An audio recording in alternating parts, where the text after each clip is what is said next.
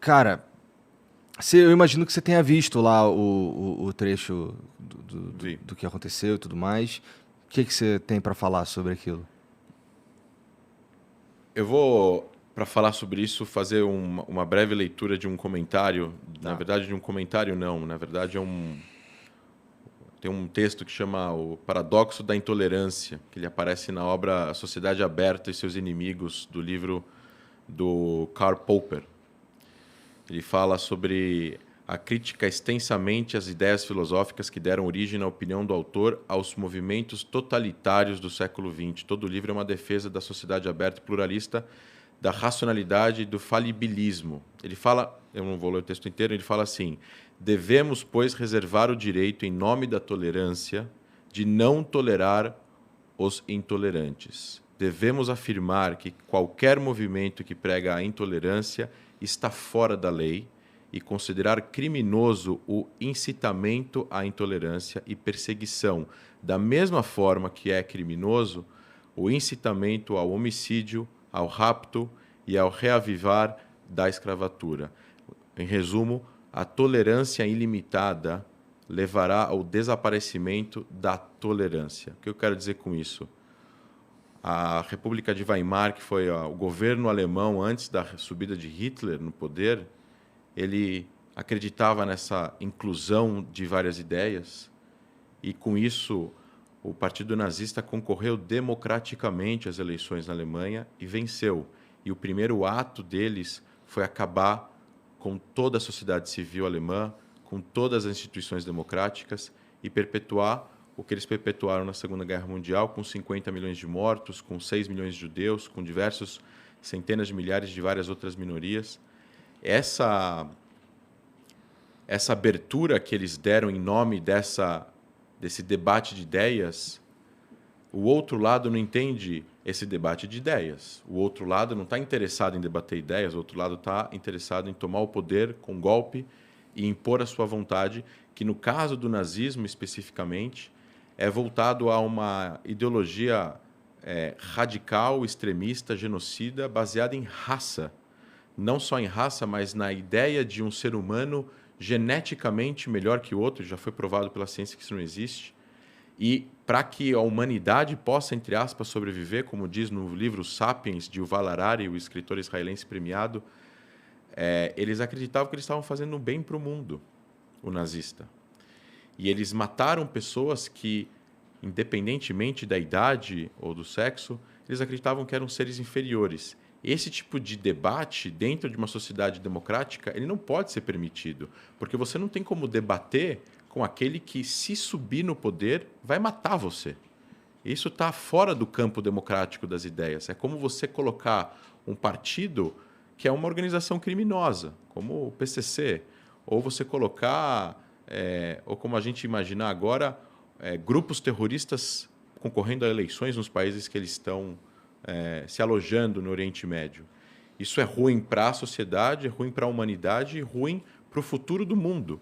E acho que no mundo que nós vivemos hoje em dia, com a polarização política, com um ano de eleição no Brasil, com crises humanitárias acontecendo pelo mundo, onde a gente está vendo cada vez mais o aumento do radicalismo, do preconceito, e eu acho que a gente não tem que normalizar isso. E não é só sobre o nazismo, né? Quando a gente escuta frases assim em diversos lugares da sociedade que tem uma voz que influenciam pessoas contra gays, contra negros, contra qualquer outra minoria que seja, a gente precisa consertar isso. Precisa haver redenção, precisa haver pedido de desculpas, retratações. As devidas instâncias jurídicas têm que fazer o trabalho deles, não é o meu caso aqui como historiador, e a gente precisa ensinar as pessoas, os mais jovens, as crianças, isso não é legítimo, não se pode normalizar a esse tipo de conduta, porque a conduta de vamos trazer para o debate político no Brasil, por exemplo, como foi mencionado, um partido nazista, isso não faz parte do debate democrático. Existem partidos de extrema esquerda no Brasil, existem partidos que eventualmente são extremamente criticados pelas suas posições, mas acredito eu que se um partido, seja ele qual for, colocar nos seus protocolos, nos seus nos seus estatutos que eles prezam pela destruição de uma minoria, pela morte de uma minoria, pelo genocídio de uma minoria, eles não vão ter autorização do Tribunal Superior Eleitoral para concorrer a eleições. Então, não é comparável, né? Eu tenho sérias críticas a partidos extremistas, seja de um lado ou de outro, mas ainda assim, não é comparável. Para você colocar no campo das ideias o que a gente deseja para construir uma sociedade mais democrática, mais livre, com liberdade de expressão, mas essa liberdade de expressão ela não pode ser incitação ao ódio, à violência, ao estupro, ao rapto, à volta da escravidão, num país que teve a maior quantidade de escravos importados da Europa, 3 milhões e meio, 4 milhões e meio de escravos. É mais do que todos os países da América juntos, mais que todos os países da América juntos. O Brasil importou 4 milhões e meio de escravos e é o país que mais tempo teve a escravidão e que foi o último a abolir a escravidão. A gente não pode normalizar com isso. A gente precisa educar as pessoas, combater esse tipo de o discurso que tenta normalizar. Não é ok, vamos trazer isso para o debate. Não, isso não é ok, não faz parte do debate. O debate, se a gente abre o debate, como ele falou no final, se a gente abre o debate ilimitado para a tolerância, a gente acaba com a tolerância, a gente acaba com a coexistência, a gente acaba fazendo com que essas pessoas intolerantes possam vir a dominar o poder e aí a gente vai acabar com a liberdade total que as pessoas têm.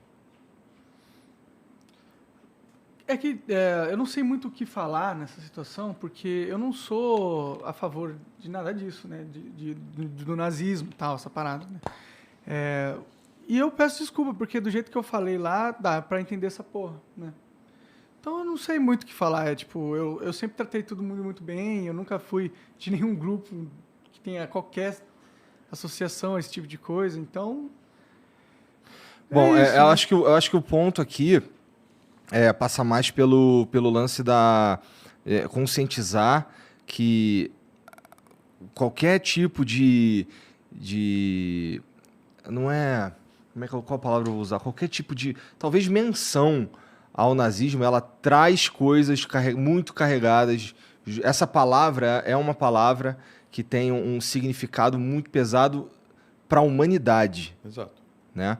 Então, realmente, trazer esse tipo de pensamento pro debate político... Como se fosse algo legítimo. Como se fosse algo legítimo, algo que é uma mera oposição de ideias, não faz sentido. Exato. Porque o nazismo, o não cerne do nazismo é a violência. Ele não se opõe a outras ideias, ele extermina as outras ideias. E outras, não só ideias, ele extermina as pessoas. Exato. As ideias, as pessoas, independentemente do que as pessoas pensam também. Né? Ele vai exterminar judeus, ele vai exterminar ciganos, ele vai exterminar negros, ele vai exterminar gays, ele vai exterminar qualquer pessoa, independentemente da posição política que a pessoa tenha. Ela é uma questão de... É um conceito existencial, não é um conceito de ideias apenas. E o nazismo, como regime totalitário, baseado na raça, recentemente teve aí a Whoopi Goldberg nos Estados Unidos falando que não foi baseado em raça, mesma coisa, cometeu um erro gravíssimo. Foi cancelado o programa dela. Porque esse tipo de discurso influencia milhões. E é uma coisa, né, que a gente está vivendo no século XXI, com a internet, com a expansão da comunicação de jovens para jovens, e comunicação não formal também. E o trabalho ele é pedagógico. Então, assim, a gente tem que assumir a responsabilidade que nós temos, eu como influenciador, vocês como influenciadores, devido às proporções de que o que a gente está falando, as pessoas estão escutando.